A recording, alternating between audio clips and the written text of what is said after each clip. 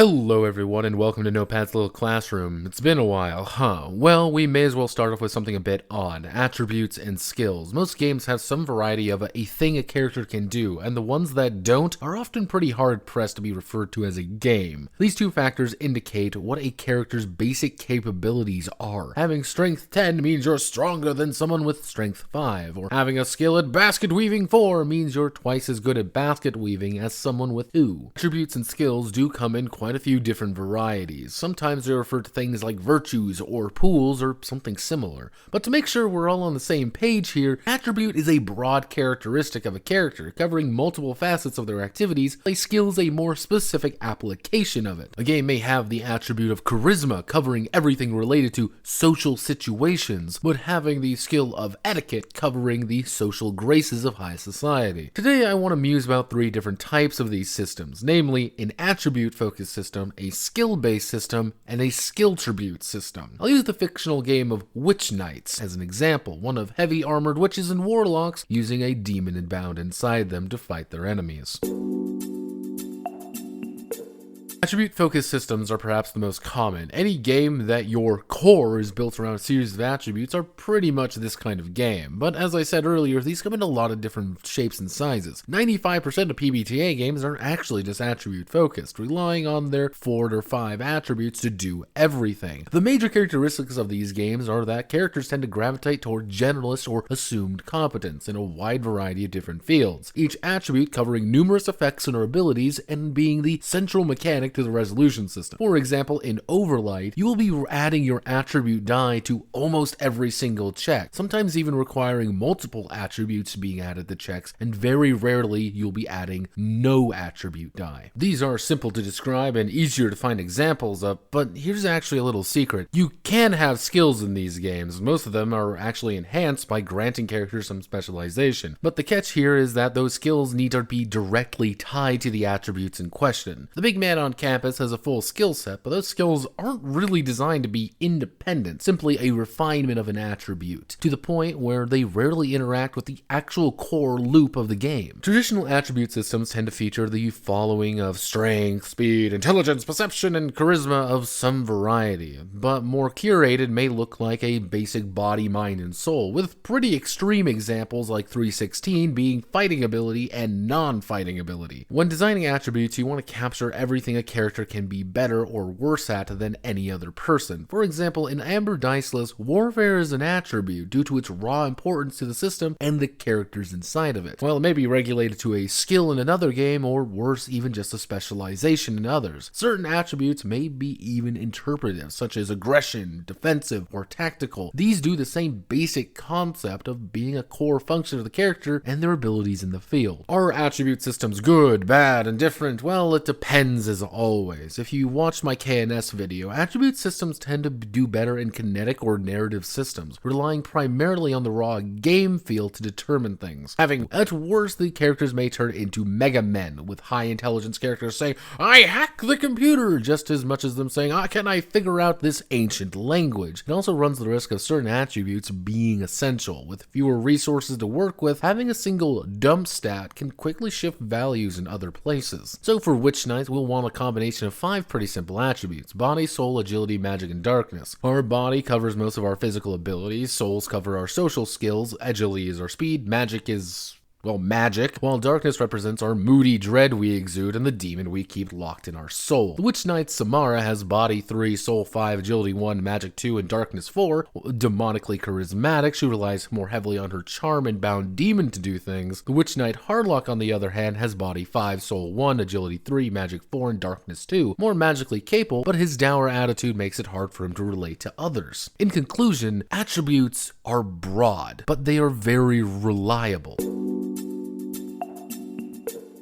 Skill-dependent systems are very different beasts, one with equal amounts of nuance and issues with them. These are far less common, but still find themselves in circulation quite actively. Like attributes, skill systems are built around the fact that characters have a set of skills which highlight what they are very good at. Often these systems rely on a very large or very detailed list of skills to cover everything. One of the major examples that come to mind is actually Traveler. While it does have some characteristics, these only contribute a very small part in the character's success chances. Instead, rely relying on its extensive skill list to make individual characters more specialized. And specialization is arguably the name of the game, with heavy skill systems requiring players to coordinate and plan their skills ahead of time to prevent too much overlap. For example, in the Dawn line, while there aren't many skills, having characters with similar skill sets are a pretty active detriment to the survival of the entire caravan. Skill systems can be broken down into 3 further categories: application, core, and narrative. Application skill systems rely heavily on their skills for the characters to consistently succeed at checks, to the point without having them, the character is either disadvantaged or far less likely to succeed. Traveler is a very good example of this. Core skill systems has the skills take the center stage, possibly even removing attributes altogether in favor of the little details presented. Call of Cthulhu is an example of this. While it does have characteristics, its skills are the main factor. Finally, narrative skill systems have many skills that round out a character. While not all of them are actually directly useful or even relevant, it's just the act of having them that signals what a character is, can do, and cannot do. The Megaversal system shines on this front. Skills are impossible to fully narrow down,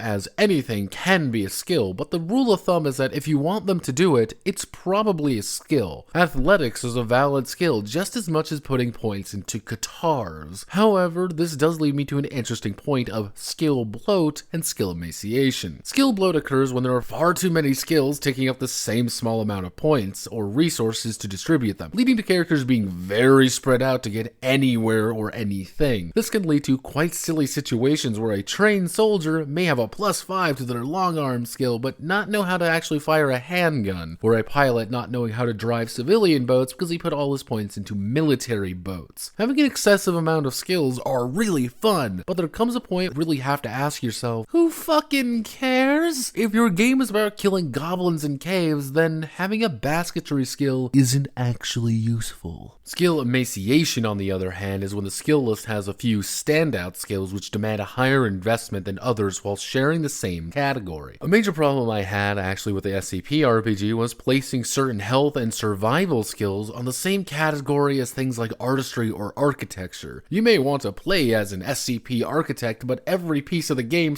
needs you to invest in the skills which are actually going to keep you alive and enable you to actually enjoy playing the game. So are skill systems good or bad? Well, skill systems can do a bit of everything you want them to, but they do require a bit of deeper understanding of valuation, what players are actually going to be gravitating towards. Too many skills and the bloat starts to set in. Too few skills and removes the point of them. Skill systems require a fine balance of finding the ideal and giving players the right amount of investment to care about it. Witch Knights, as a skill system, has a very curated list of these skills with no attributes, focusing more on particular abilities of the individual cursed knights. Samara's heavier emphasis on her demonic pact has made her powerful in the field, bending the wills of others as she rips into her foes to shreds. Harlock, however, is striding into battle with blade in one hand and infernal rage in the other. While he doesn't have the power to influence others, he does have the ability to eradicate their lives should they cross him. In conclusion, skills are precise application of pressure to certain points. Too much and it'll hurt. Too little and it'll leave no impact.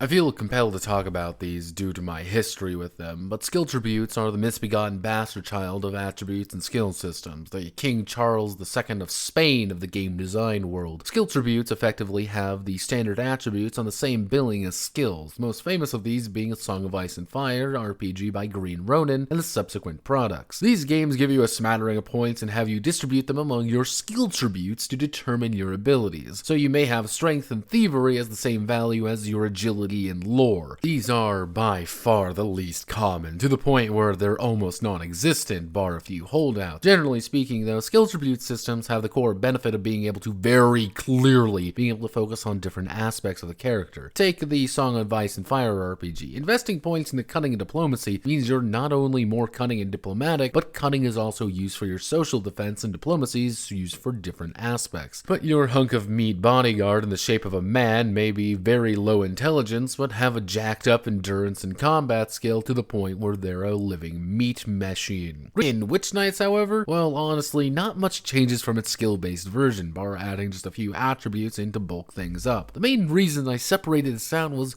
due to having a very different idea in mind than the traditional skill system. This is very much its own entity, one that I have a personal investment in due to my work on Blood, Coin, and Steel.